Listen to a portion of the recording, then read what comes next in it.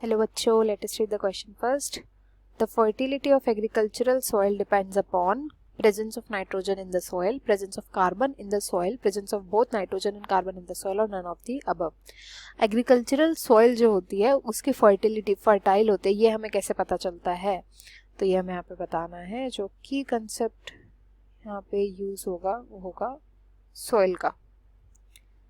देखो, सॉइल जो होती है सबसे ज़्यादा इंपॉर्टेंट कंपोनेंट होते हैं. क्यों? क्योंकि प्लांट हमारे यहीं से सभी न्यूट्रिएंट को लेते हैं, यहीं से सभी न्यूट्रिएंट को एब्जॉर्ब किया जाता है.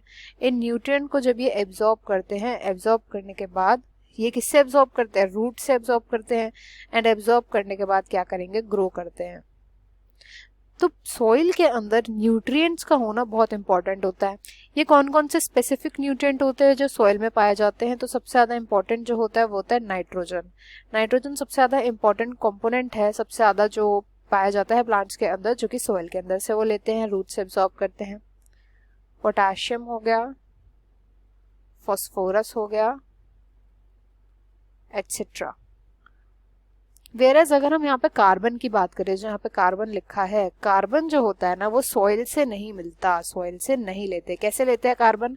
कार्बन को कार्बन डाइऑक्साइड की फॉर्म में लिया जाता है. कार्बन डाइऑक्साइड एक्सचेंज करते हैं कहाँ से? एटमॉस्फेयर से. एटमॉस्फेयर में प्रेजेंट होता है किसके थ्रू? कौन से पार्ट के थ्रू? तो प्लांट की जो लीव्स होती है उसके थ्रू एक्सचेंज करते हैं, लीव्स के थ्रू एक्सचेंज किया जाती है. ये गैस होती है, कार्बन डाइऑक्साइड CO2 गैस होती है, एंड इस गैस को एक्सचेंज किया जाता है. तो इस सॉइल से नहीं मिलती. इसलिए जो भी फर्टिलिटी होती है कि सॉइल के अंदर कितना अच्छा अमाउंट में न्यूट्रिएंट जो है वो प्रेजेंट है, वो डिपेंड करती है मोस्टली नाइट्रोजन कितना प्रेजेंट है सॉइल के अंदर. तो इस क्वेश्चन का राइट आंसर हो जाएगा option A, presence of nitrogen in the soil. I hope you understood well. Best of luck and thank you.